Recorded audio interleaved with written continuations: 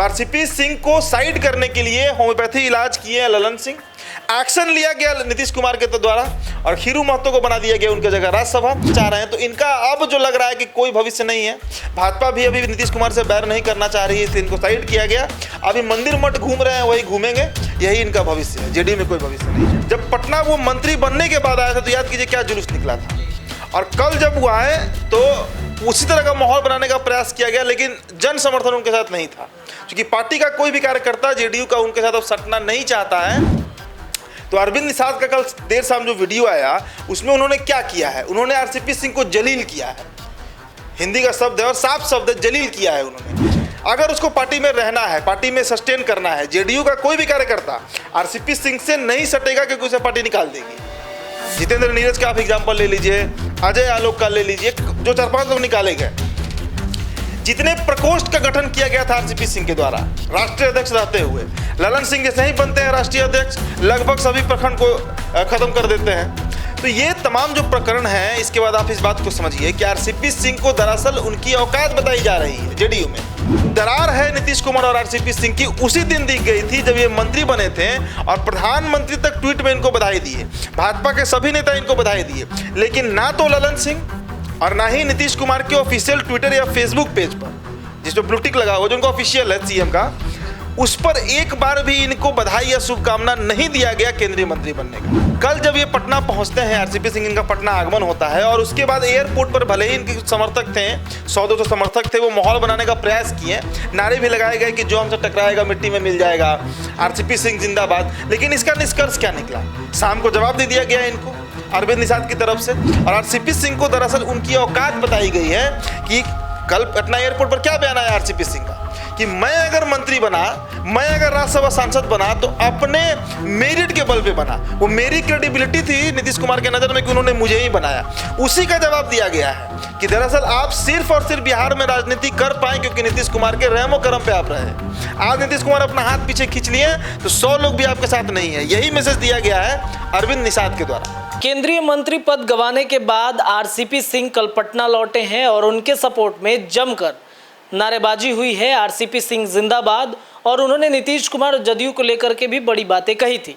वहीं दूसरी तरफ शाम के वक्त में अरविंद निषाद जो जदयू के प्रवक्ता है, उनका एक वीडियो आता है आरसीपी सिंह को लेकर के। अब इस पूरे मसले पर हम चर्चा करने के लिए हमारे साथ हमारे सहयोगी उदित आर्यन मौजूद हैं। उदित जी, क्या कहेंगे, आरसीपी सिंह का भविष्य क्या लग रहा है बिहार में आपको? अरविंद निषाद का वीडियो सभी लोग ने देखा और अरविंद निषाद प्रवक्ता हैं जनता दल यूनाइटेड के, और कहा जाता है कि उपेंद्र कुशवाहा से बहुत करीबी हैं उनका।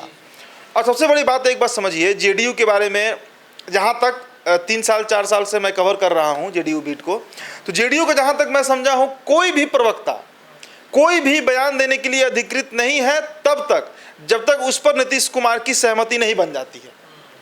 तो अरविंद निषाद का कल देर शाम जो वीडियो आया उसमें उन्होंने क्या किया है, उन्होंने आरसीपी सिंह को जलील किया है। हिंदी का शब्द है और साफ शब्द है, जलील किया है उन्होंने, खरी खोटी सुनाई है। अब देखिए इस पूरे प्रकरण को, कल का दिन अगर आप देखिए बिहार की राजनीतिक दृष्टिकोण से, तो 2 प्रमुख खबरें तैर रही थी। पहला लालू प्रसाद यादव का स्वास्थ्य, चूंकि कल दिल्ली गए थे, और दूसरा आरसीपी सिंह। आरसीपी सिंह मंत्री पद से इस्तीफा के बाद पहली बार पटना आए थे। आपको याद होगा रत्नेश, आपने भी कवर किया होगा, जब पटना वो मंत्री बनने के बाद आया था तो याद कीजिए क्या जुलूस निकला था। और कल जब वो आए तो उसी तरह का माहौल बनाने का प्रयास किया गया, लेकिन जन समर्थन उनके साथ नहीं था। क्योंकि पार्टी का कोई भी कार्यकर्ता जेडीयू का उनके साथ अब सटना नहीं चाहता है। अगर उसको पार्टी में रहना है, पार्टी में सस्टेन करना है, जेडीयू का कोई भी कार्यकर्ता आरसीपी सिंह से नहीं सटेगा क्योंकि उसे पार्टी निकाल देगी। जितेंद्र नीरज का आप एग्जाम्पल ले लीजिए, अजय आलोक का ले लीजिए, जो 4-5 लोग निकाले गए। जितने प्रकोष्ठ का गठन किया गया था आरसीपी सिंह के द्वारा राष्ट्रीय अध्यक्ष रहते हुए, ललन सिंह जैसे ही बनते हैं राष्ट्रीय अध्यक्ष, लगभग सभी प्रखंड को खत्म कर देते हैं। तो ये तमाम जो प्रकरण है, इसके बाद आप इस बात को समझिए कि आरसीपी सिंह को दरअसल उनकी औकात बताई जा रही है जेडीयू में। जैसे ही ये आप पूरे इनके 1 साल के कैरियर को देखिए, 1.5 साल को, जब से 20 का विधानसभा चुनाव खत्म होता है और जेडीयू तीसरे नंबर की पार्टी बनती है, उसके बाद से ही ललन सिंह ये बात कहना शुरू कर दिए थे कि पार्टी के इस हाशिए की स्थिति में पहुंचने के पीछे जिम्मेदार जो है वो राष्ट्रीय अध्यक्ष है। उसके बाद इन्हें केंद्र में मंत्री बनाया जाता है रत्नेश, और केंद्र में मंत्री बनने के बाद ये बार बार ये बातें उठाई जाती हैं पार्टी में उपेंद्र कुशवाहा उठाते हैं, ललन सिंह उठाते हैं कि नीतीश कुमार के बिना सहमति के ही ये नरेंद्र मोदी के सह पर आरसीपी सिंह बन गए हैं केंद्रीय मंत्री। हालांकि आरसीपी सिंह लगातार बयान देते हैं कि बिना नीतीश कुमार के कहे या बिना उनसे राय परामर्श किए, बिना उनसे पूछे वो कोई भी कदम नहीं उठाते हैं। और सार्वजनिक तौर पर नीतीश कुमार भी कभी उनके खिलाफ नहीं बोले। लेकिन जो दरार है नीतीश कुमार और आरसीपी सिंह की उसी दिन दिख गई थी जब ये मंत्री बने थे और प्रधानमंत्री तक ट्वीट में इनको बधाई दिए, भाजपा के सभी नेता इनको बधाई दिए। लेकिन ना तो ललन सिंह और ना ही नीतीश कुमार के ऑफिशियल ट्विटर या फेसबुक पेज पर, जिस पर ब्लू टिक लगा हुआ जो उनका ऑफिशियल है सीएम का, उस पर एक बार भी इनको बधाई या शुभकामना नहीं दिया गया केंद्रीय मंत्री बनने का। तो उसी दिन ये बात स्पष्ट हो गया था कि बिहार में अब आरसीपी और नीतीश कुमार की बहुत दिन चलने वाली नहीं है, साल डेढ़ साल खिंचाएगा। और वही हुआ भी, क्योंकि इनका राज्यसभा का टर्म भी बहुत दिन का नहीं बचा हुआ था। तो ऐसे में अब स्थिति ऐसी हो गई है कि कल जब ये पटना पहुंचते हैं, आरसीपी सिंह, इनका पटना आगमन होता है और उसके बाद एयरपोर्ट पर भले ही इनके समर्थक थे, 100-200 समर्थक थे, वो माहौल बनाने का प्रयास किए, नारे भी लगाए गए कि जो हमसे टकराएगा मिट्टी में मिल जाएगा, आरसीपी सिंह जिंदाबाद। लेकिन इसका निष्कर्ष क्या निकला? शाम को जवाब दे दिया गया इनको अरविंद निषाद की तरफ से। और ललन सिंह एक इलाज की बात करते हैं, होम्योपैथी इलाज। देखिए, होम्योपैथी का प्रवृत्ति आप समझिए, होम्योपैथिक जो मेडिसिन है वो धीरे धीरे असर करता है लेकिन परमानेंट किसी बीमारी को क्योर कर देता है, समझिए। तो ललन सिंह उसी होम्योपैथी ट्रीटमेंट की बात करते हैं और किया भी उन्होंने। पहले इन्हें मंत्री बनते ही इनको राष्ट्रीय अध्यक्ष से हटे गए या खुद इन्होंने इस्तीफा दे दिया। उसके बाद पार्टी में लगातार इनके खिलाफ एक माहौल बनाया गया। ललन सिंह जब पटना आए थे और उनका जो स्वागत हुआ था, उससे कहीं ना कहीं आरसीपी सिंह को एक मन में ये बात बैठ गया था कि भाई मतलब अब कहते हैं ना उसको, शक्ति प्रदर्शन वो किया गया ललन सिंह के। तो उसी को काटने के लिए इनके साथ भी ये भी अपने से पटना पहुंचे तो वो करवाए थे प्रदर्शन, लेकिन ललन सिंह के टक्कर में वो नहीं हो पाया था। ललन सिंह के टक्कर में मतलब आप कह सकते हैं कि जो भूमिहार समाज के युवा हैं मगध क्षेत्र के, गया, जहानाबाद, मसौड़ी, वहाँ से लोग जुड़ गए थे पटना में। और मुझे खुद याद है, मैं पटना एयरपोर्ट से पैदल गया था कर्पूरी सभागार, जेडीओ ऑफिस, लंबी भीड़ थी और अच्छी खासी संख्या में लोग जुटे थे। आरसीपी के प्रदर्शन में जब वो आए थे पटना उतनी भीड़ नहीं जुटी थी।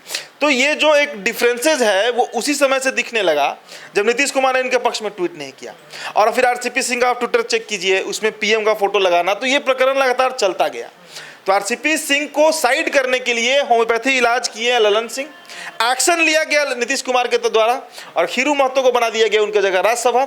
और जब वो राज्यसभा के सदस्य बन गए, उसी समय इस बात का आभास सभी के लोगों को हो गया था कि अब जो इनका राजनीतिक करियर है आरसीपी सिंह का, वो अब बहुत लंबा नहीं है, बहुत लंबा ये सस्टेन नहीं कर पाएंगे बिहार की राजनीति में। और इसीलिए कल अरविंद निषाद ने इस तरह की बातें कही हैं। देखिए, अरविंद निषाद कोई राष्ट्रीय प्रवक्ता नहीं है, एक साधारण प्रवक्ता है पार्टी के। उनके द्वारा ये बात अगर कहा जा रहा है, मतलब एक छोटे कार्यकर्ता, एक छोटे प्रवक्ता अगर इतने मुखर ढंग से कोई बात कह रहे हैं, इसका मतलब है साफ कि उपेंद्र कुशवाहा, ललन सिंह या फिर नीतीश कुमार का साह उन्हें प्राप्त है कि तुम अब खुलकर बोल सकते हो आरसीपी सिंह के खिलाफ। और इसीलिए वो भड़ास निकाले हैं। और आरसीपी सिंह को दरअसल उनकी औकात बताई गई है कि कल पटना एयरपोर्ट पर क्या बयान आया आरसीपी सिंह का कि मैं अगर मंत्री बना, मैं अगर राज्यसभा सांसद बना तो अपने मेरिट के बल पे बना। वो मेरी क्रेडिबिलिटी थी नीतीश कुमार के नज़र में कि उन्होंने मुझे ही बनाया। उसी का जवाब दिया गया है कि दरअसल आप सिर्फ और सिर्फ बिहार में राजनीति कर पाए क्योंकि नीतीश कुमार के रहमो करम पे आप रहे। आज नीतीश कुमार अपना हाथ पीछे खींच लिए तो 100 लोग भी आपके साथ नहीं है। यही मैसेज दिया गया है अरविंद निषाद के द्वारा। तो जो प्रकरण चल रहा है, जदयू में क्या आरसीपी सिंह रहेंगे? अब रहे या नहीं रहे उससे क्या फर्क पड़ना है, पार्टी उन्हें कोई पद देने नहीं जा रही है। भाई अरविंद निषाद कल उनका पूरा आप सुन लीजिए, पार्टी में उनको कोई पद नहीं मिलने वाला है। संवैधानिक पद तो चला ही गया, सांसद उनका सांसद ही खत्म हो गया, मंत्री पद खत्म हो गया, पार्टी में भी अब उनका कोई स्थान नहीं रहा। तो पार्टी में रहे या ना रहे, देखिए एक बात कहा जाता है ना कि जो जन्म से नेता होता है, जो जमीन का नेता होता है, पॉलिटिक्स करके जो सांसद बनता है या विधायक बनता है, उसका एक अलग प्रवृत्ति होता है। और ब्यूरोक्रेट टर्न पॉलिटिशियन जो हैं, जो अफसर रहे हैं और बाद में नेता बने हैं, वो उतने वोकल नहीं हो पाते हैं क्योंकि शुरू से उनको आदत रहा है ऑर्डर मानने का। आरसीपी सिंह ब्यूरोक्रेट रहे हैं और नीतीश कुमार भाई संघर्ष करके कुर्मी चेतना रैली और जेपी का आंदोलन और कहाँ से लाठी खाकर और मतलब सारा दाव पेच करके वो बने हैं सीएम। तो कोई तुलना ही नहीं है नीतीश कुमार का और आरसीपी सिंह। आरसीपी सिंह को जवाब देना होता तो कब का जवाब दे दिए होते। अब याद कीजिए, जिस समय खीरू महतो को बनाया गया, अगले ही दिन उन्होंने प्रेस कॉन्फ्रेंस किया, उस दिन भी नतमस्तक थे।